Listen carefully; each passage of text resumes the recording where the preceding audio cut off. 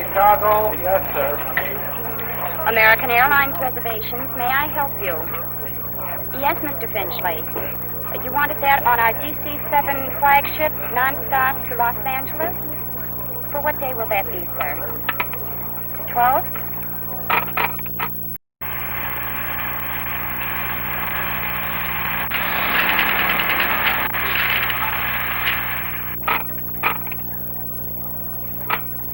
Yes, Mr. Finchley, your reservations are definitely confirmed.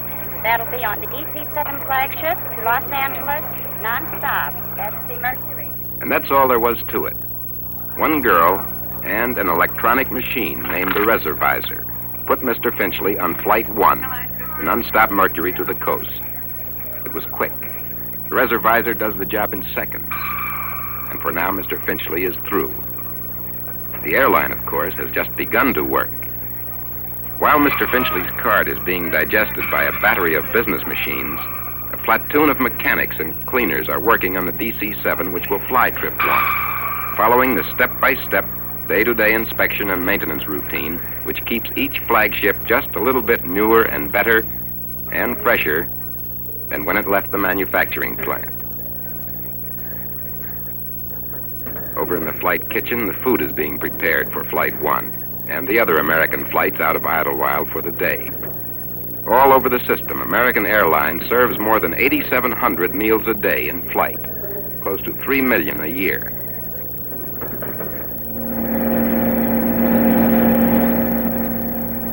The plane, its inspection finished, starts for the passenger ramp.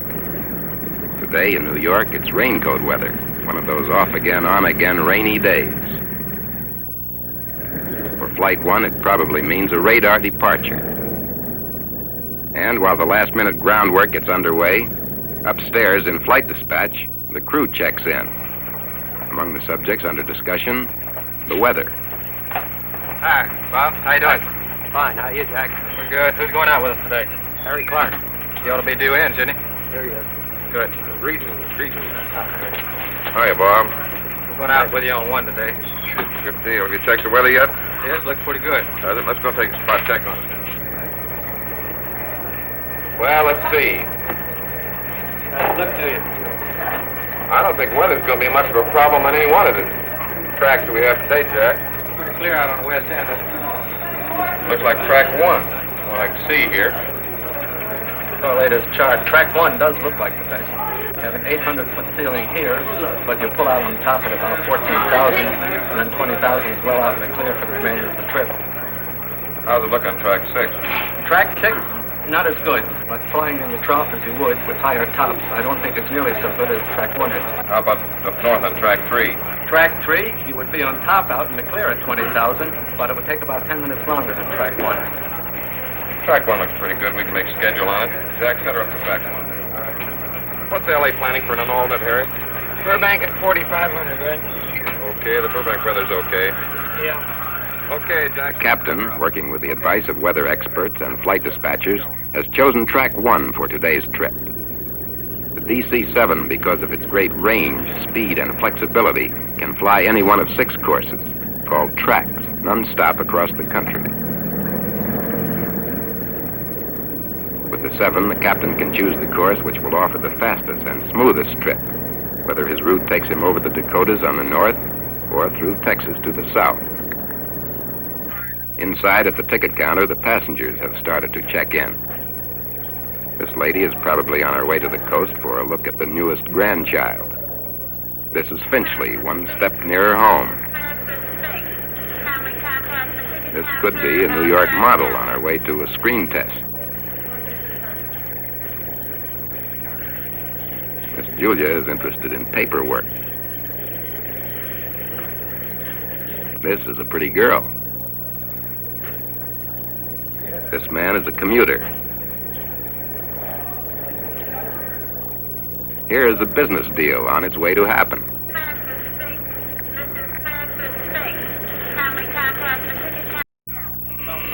Smoking on, seatbelt sign off. Radio, circuit The breaker. preliminaries are over. Heading indicator. The flight crew starts through the checklist. 63 items which must be cleared before an engine turns over. And while the ramp crews deal with the plane itself, inside in operations, agents are computing the load, checking clearances, all aimed at moving 120,000 pounds of passengers, crew, mail, express, freight, and fuel 2,500 miles in a little more than 8 hours. Mark advance. Take off and climb. Ignition. Off. Emergency cabin altitude control. Normal. Supercharger disconnect control. Gauge. Fire warning. All checked. Control panel. System 1 and 2 and off. Work meter line heat switch. Off. VO heat. Off. Fuel quantity distribution. Check 5512. Landing light. Off and The sign makes it official. Open on 1 and 2. American Airlines, Flight 1, the Mercury. 1 p.m. flagship, leaving non-stop for Los Angeles. Now ready at gate number 2. All aboard, please. Okay, we'll have to wait for the load, Chief, that's all. B1 and B2.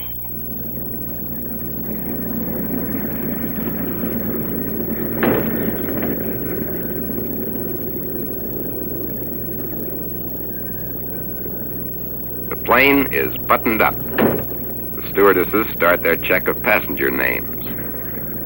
And the ramp agent comes out to start engines. His first signal means brakes on. His second means start engine number 3. Okay, setup number 3. Set up on 3. Clear on 3. Go ahead, start 3. 2, 4, 6. Switch. Switch.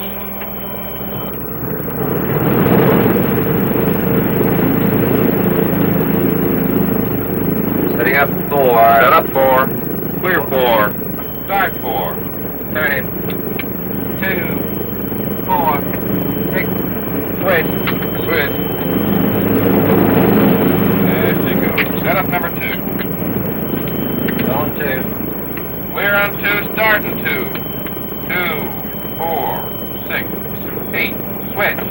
Switch on. Okay, there she goes, Bob. Set up number 1. 1. Clear on 1, start 1.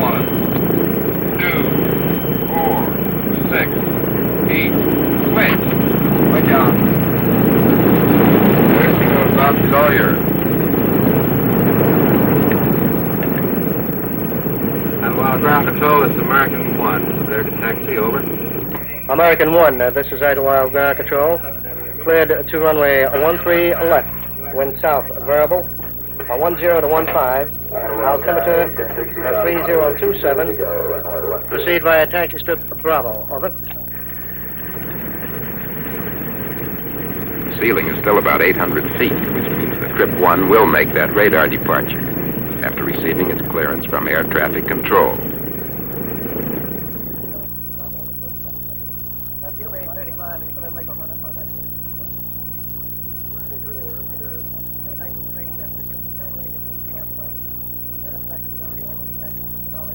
American 1, ATC clearance. Over. ATC clears American 1 to Glen Cove. Radar departure. Climb on runway heading to 1,200 feet. Cross Mitchell Range at 2,500 feet. Glen Cove at 3,500 feet. Expect further clearance via Red 23, East Scranton, Red 13, Red 21, and Green 3 to Los Angeles. Report leaving 2,500 feet and reaching 3,500. Over. Okay, American 1. Clear to Glen Cove. It's a radar departure. We climb to 1,200 feet on runway ahead. Those orders may sound complicated, but they're simple directions to get from Idlewild Airport over Long Island, past Manhattan, through New Jersey and Pennsylvania, and on out to the West Coast. To Los Angeles. Report leaving 2,500 and reaching 3,500. Over. And now, another check, including a run-up of the engines. Check, double check, triple check. Then you're ready to fly.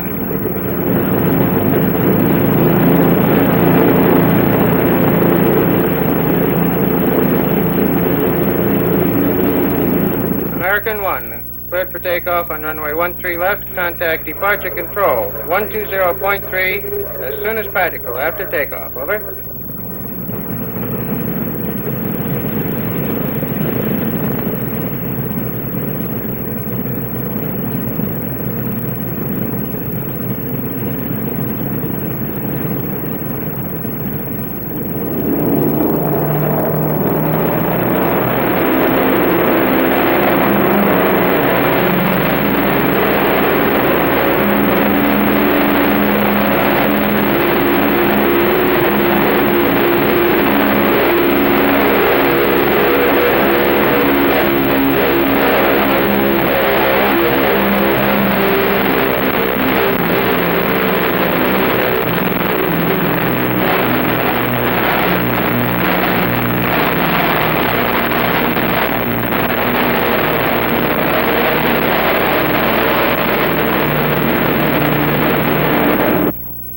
American One, have you in sight. Climb straight ahead to 1200 before starting turn for Mitchell. The 7 settles into its climb out of Idlewild. Passing 1,200 feet. Another check by radar.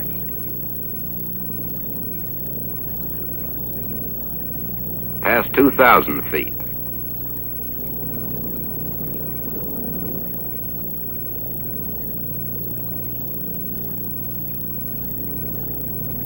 And on up through the clouds, with radar helping to keep the plane in its own traffic lane.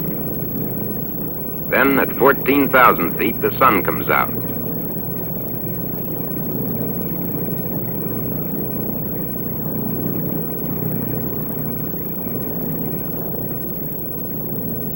And it's time for Flight 1's first report to a company radio operator in New York. New York, it's American One. American One, New York, go ahead. Out of Idlewild, that's 07, off at 14. We're now 14,000 climbing. We'll cruise 20,000 count ATC. Go ahead. American One, New York, we have you out of Idlewild at 07, off at 14. You're at 14,000, climbing to cruise at 20,000.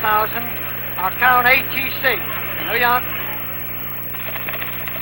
This report is being written on a teletypewriter, tied into a system known as the 81D1, a fabulous device which controls the communications setup. The operator punches a couple of buttons, and the message goes onto tape and is automatically sent to the right stations out along the line. Down in the switching center, more than 30,000 messages clear through the switching centers every day. More operators feed miles of tape, pounding through dozens of machines. And at the panel, one girl acts as a traffic cop.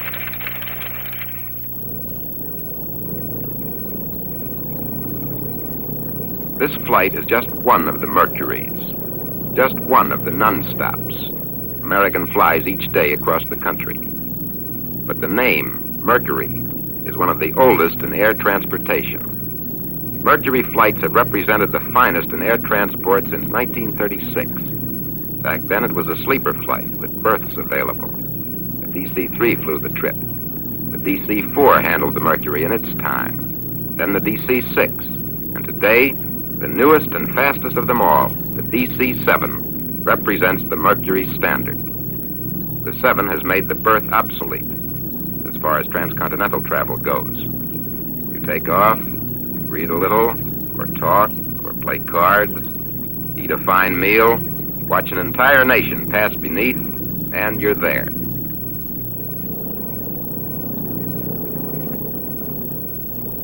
Jack, we're in the clear on top now. You can cancel our IFR. We'll proceed VFR. New York, this is American One. Over Brightonville at 33, 18,000 climbing. We're estimating over Mars at 46. We'll be there at 22,000. We're canceling ATC and going to proceed VFR by track 1. Count center speed. Over. That report was fairly simple. The first officer canceled the flight's air traffic control clearance, the ATC, because flying conditions are fine. They're VFR, which means visual flight rules can be followed rather than the exact pinpointed directions of the clearance. Even when flying VFR, though, the plane's course must be set up so that the crew checks with the ground and the ground checks with the crew at carefully timed intervals.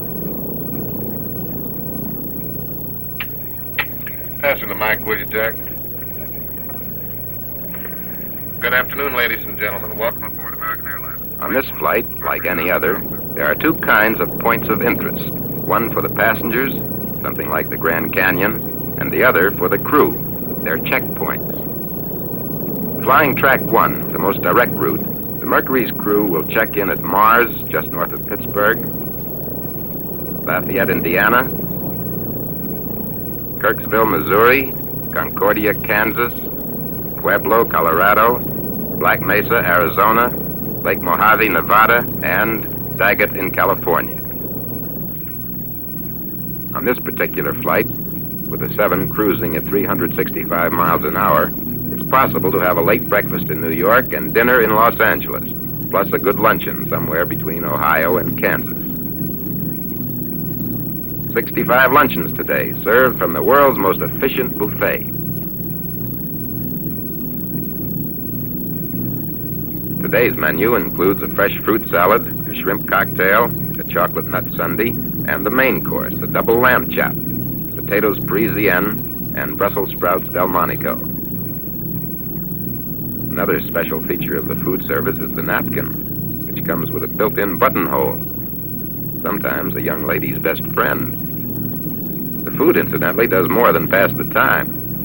Mr. Finchley isn't finicky, but he likes good food, and he really likes that lamb chop.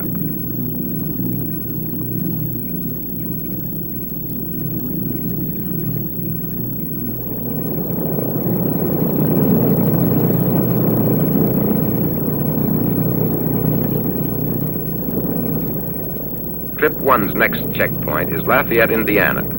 And, of course, the first job of the crew is to fly there. These days, that's made easier because of the Lafayette Omni-Range Station, one of several hundred maintained throughout the U.S. for aerial navigation. The first officer tunes his radio to the frequency of the Lafayette station, and a needle, the one lining up in the bottom of the picture, shows him exactly where it is. This is the Lafayette Omni, a slightly weird-looking device, sitting out in the middle of a field. All it does all day, every day, is send out a radio impulse on its own private wavelength, telling anyone interested just exactly where it is.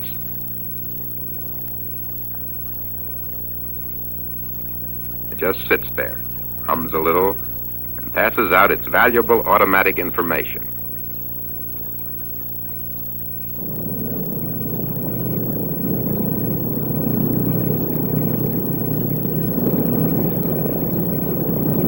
The nationwide system of Omni-Range stations has made aerial navigation a matter of following the white line. If it could be applied to automobile travel, it would make the road map obsolete. Time, 4:30 East Coast time, 1:30 West Coast time. One airplane, the DC-7, and 60 passengers. A big operation. And it's part of the biggest airline operation in the world. All over the system, American Airlines has close to 200 airplanes at work, east and west, from Canada to Mexico. Today is an average day. On an average day, American flies about 18,000 people from one place to another. It adds up to more than 6 million passengers a year.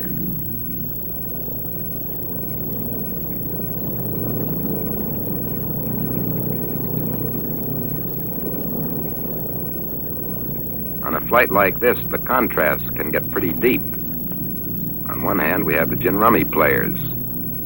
And just outside the window, the Rockies.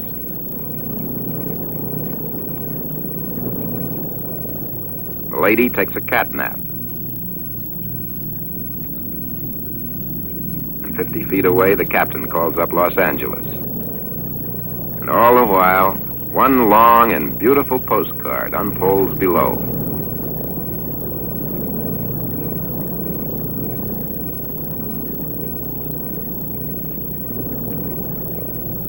Well, Grand Canyon's coming up, Jack. Guess we better tell them about it. Will you hold it, please? Ladies and gentlemen, on your right, just coming into view, is the Grand Canyon. It's composed of the Little Colorado and the Colorado Rivers. On your left will be the Little Colorado, and on the right, Marble Canyon. Off to the right and ahead is Lake Mead. We'll call you as we pass there. You'll get a good look at the Grand Canyon on your right-hand side. Thank you.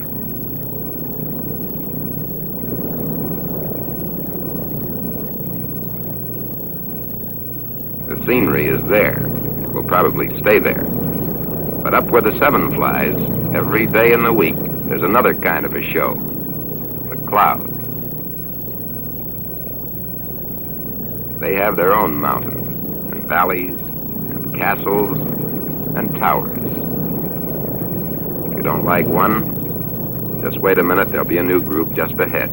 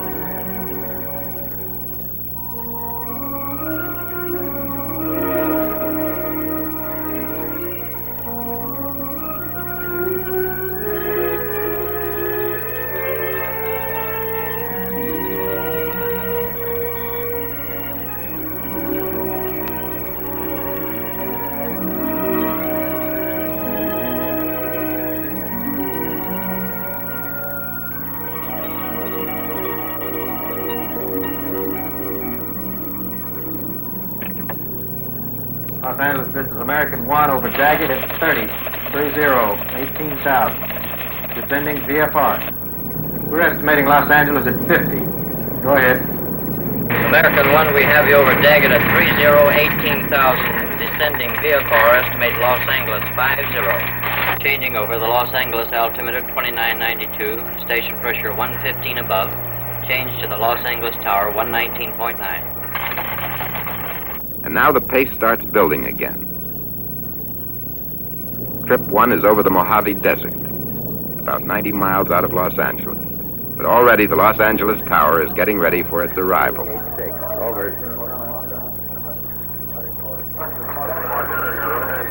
Approach control, this is American 1. Over Summit, 40 at 15,000. Estimating the field at 49. Go ahead.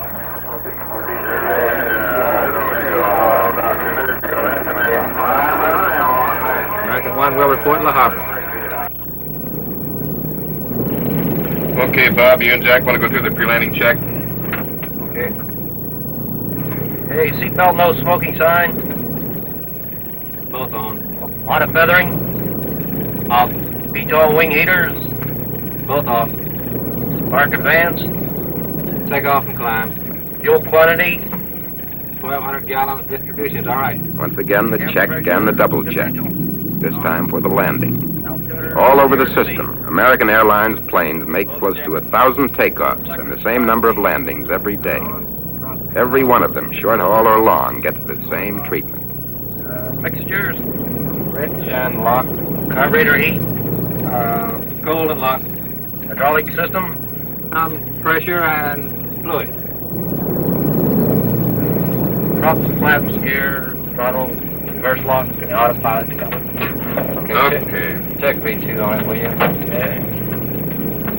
V2 will be about 108. Give me the speed brakes, Jack. Speed brake. Down.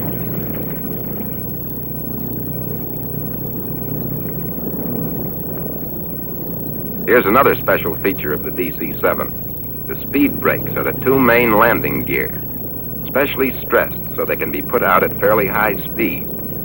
With the gear out, the plane's resistance to the air is almost doubled. Quicker, easier descents can be made. The 7 can stay on top longer. La Habra. 6,000. Los Angeles Tower, this is American Flight 1. Approaching La Habra, we're at 6,000. La Habra is close in. Flight 1 is ready to land. Down gear. Gear down. 3 green light.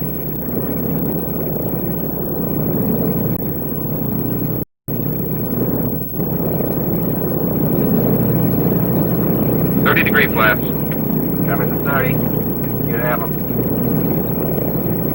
Call out my airspeed below 500. All right. 145. 140. Full flaps. Full flaps you have. 135.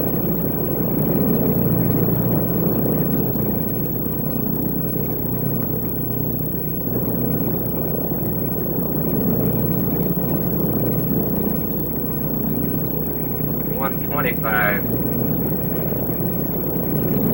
120. 115. 110. The captain reverses the propellers. The reversed propellers act as air brakes.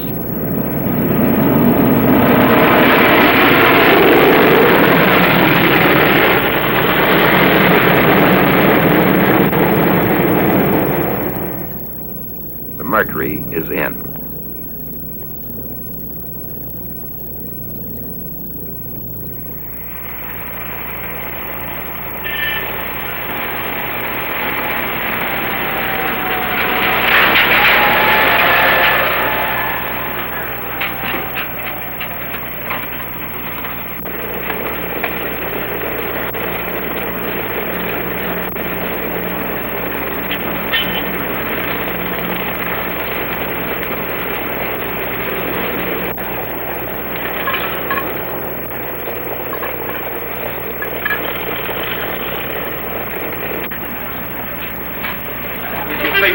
much I owe you? Exactly $232. Okay.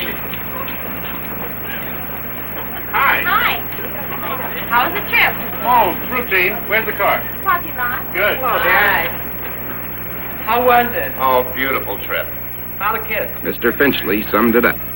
It was a beautiful flight. Of course, it was planned that way. Thousands of people planned the trip. Hundreds worked to make it a success. One plane, the DC-7, made it possible.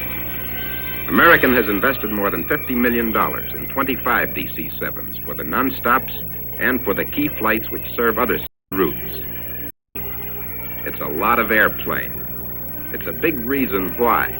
For comfort, service, speed, and dependability, American remains America's leading airline.